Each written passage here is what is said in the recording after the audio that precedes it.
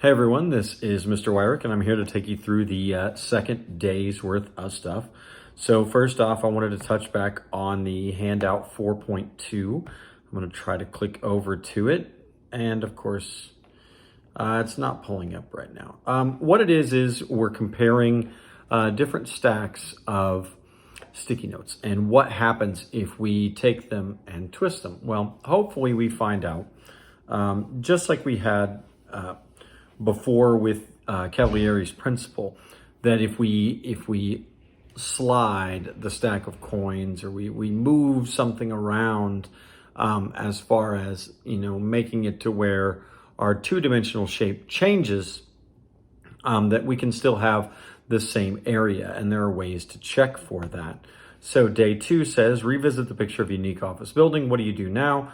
Do you think you could find the volume? And based on the paper that was 4.2, that was the stacks of sticky notes, yes, we should be able to find out exactly what's going on with this building, find how frequently it rotates, and maybe find one floor and then multiply the volume of that one floor by the number of floors we have, regardless of the fact that it is twisted.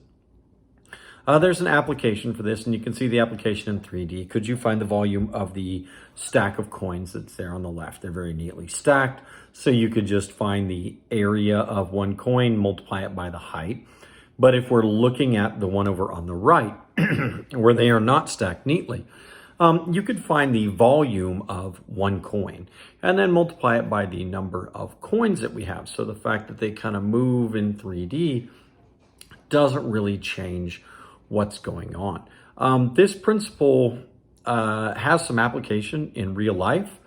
If you've ever tried to use a measuring cup, it's not very fun to take one that's very specifically cylindrical, often like the graduated cylinders that you have in science, and sit there and get down on the level and make sure that that's exactly where it needs to be.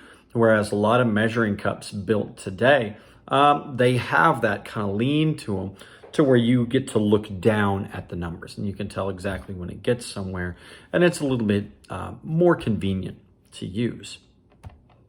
If we look at number 7, slide number 7 here, because this is two-part set of notes, it talks about Cavalieris Principle in 3D. So we're looking at cross sections again, but instead of a single line being the cross section, we have the area of something being that cross section, okay? So Cavalieris Principle, again, it's defined there. If two figures in the plane have congruent bases, equal heights, and cross-sectional line segments that are parallel to the base that are equal, then the figures have equal areas. We're looking at it in 3D, but the lines going through the figure make those 2D cross sections.